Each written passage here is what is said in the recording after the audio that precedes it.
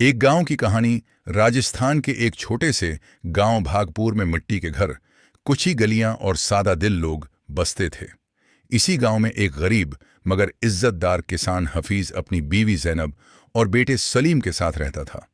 वक्त आया तो सलीम की शादी पास के गांव की एक शरीफ और नर्म दिल लड़की आयशा से हो गई।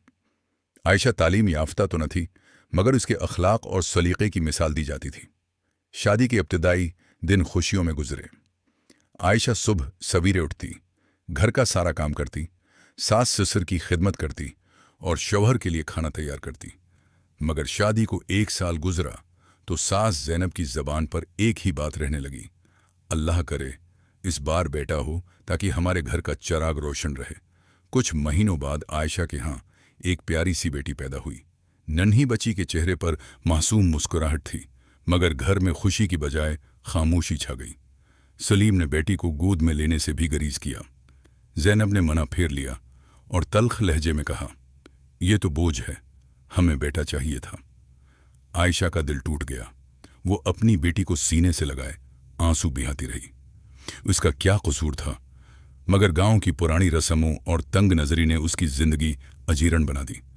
सास हर वक्त ताने देती, तेरे नसीब में बेटा नहीं तो हमारे घर क्यों आई? सलीम भी मां के कहने में आकर बीवी से सख्ती से पेश आने लगा।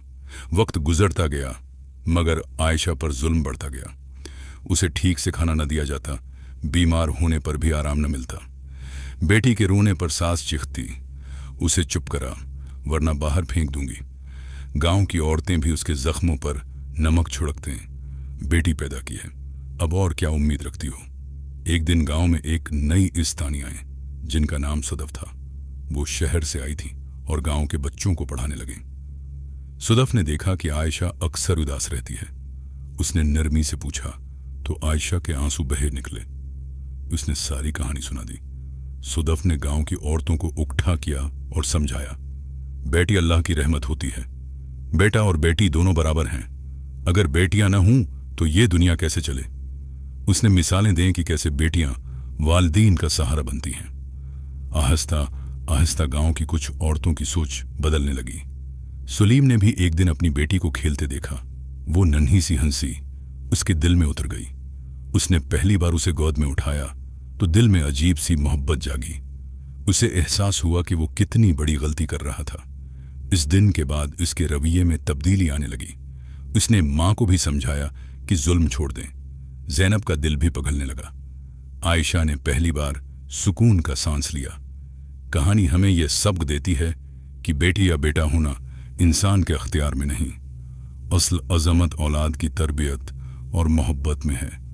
जब सोच बदलती है तो घर जन्नत बन जाता है, वरना तंग नजरी हर खुशी को खा जाती है।